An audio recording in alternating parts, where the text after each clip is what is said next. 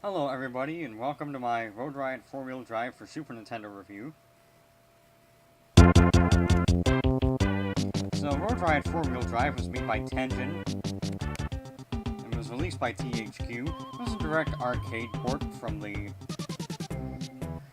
one of the arcade machines. Host of this race is Elvis Vegas. So this is one of the first things I want to complain about, is the hosts. They can be offensive to most people. I mean, Baja Bertha for Mexico and Crazy Killer Carl for Australia. All those are really quite stupid. And as I said, they could be found as very offensive to some people. Next thing I'd like to bring up, split screen. Seriously? You couldn't have it full screen, and you have to show a random computer player at the bottom of it? And the graphical inconsistencies between levels are kind of crazy as well. As you will see, there will be trees inside of the desert, inside one of the later levels that I decided to show. Or even right there, a tree in the middle of the desert? Come on, there's no reason for a tree to be out there.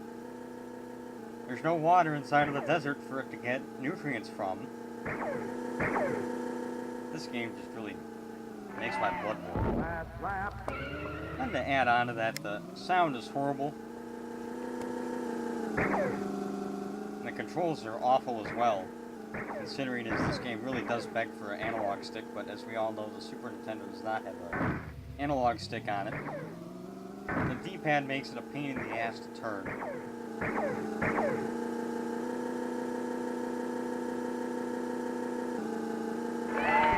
Red win!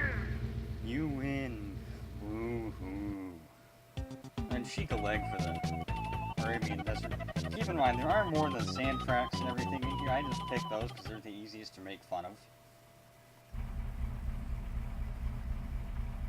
Ready, set. But I really just have to think, why would they release a game like this out to the public? I mean, did Nintendo give them a couple of bucks and let's say, hey, here's a license. We'll pay you a couple bucks for you to release that game.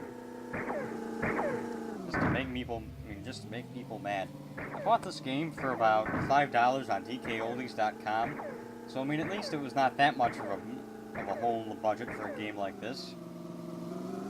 I mean, at least that means I got one more to add to my Super Nintendo collection.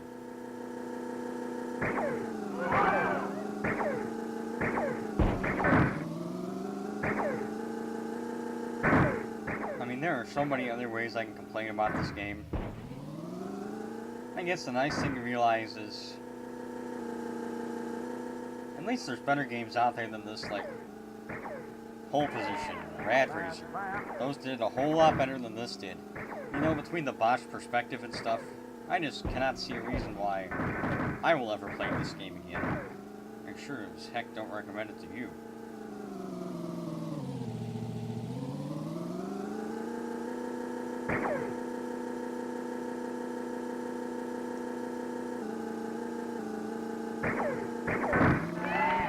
I win again!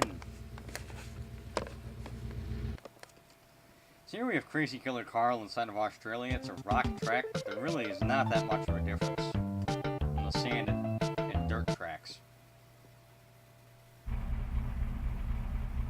mean, you know, you got your popular locations like Ohio and stuff, but you know, Nelson for Ohio as a host really does tell you it's just going to be a horrible map. I mean, there really is. Ohio's not like New York where you've got taxi cabs going around everywhere. So that really makes you consider whether these people that developed the game actually ever went to the places where they were trying to represent. Now keep in mind, this one I will lose on, I can almost guarantee you.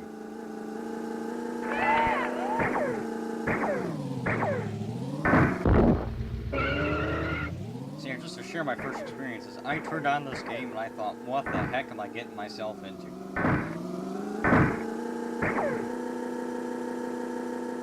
And then of course this game just made me so upset that I was joking around with my brother about using a sledgehammer. It made me that mad. Okay, though, you know, there was no Sledgehammer. The more I think about it, for every console, there's good games and there's bad games. Even the ones that really piss you off.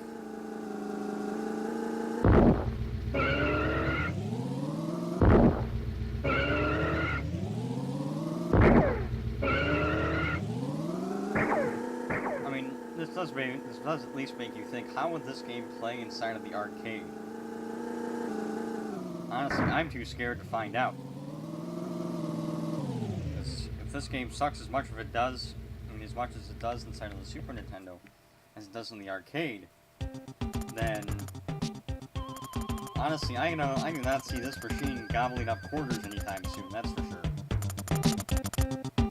I mean, here, what it does is, you know, it tallies up all your race winnings to get your final score and hazard points and such.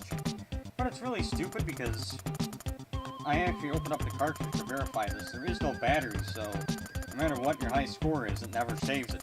Which is really, really, really, really, really, really stupid. And then, of course, you got the spooky picture here. Graphics look awful. And you know, as you will notice, the sound did fall off a while by the time I got here, because it runs at like 5 frames per second. So my recorder's, of course, not going to be able to keep up with that. Or slow down, for that matter. So here it's going to enter I'm going to have to enter my initials. But notice every single other top 10 champion score is at 0. Alright, so for some final ratings here. Graphics, I give it a 1 out of 5. Gameplay, a 1.5 out of 5. Replay value, 0.5 out of 5. I mean, there is no replay value to this game. It is so stupid. Alright, I better calm down. Audio, 2 out of 5. And overall, 1 out of 5. That is absolutely horrible. That's the worst rating I've ever given.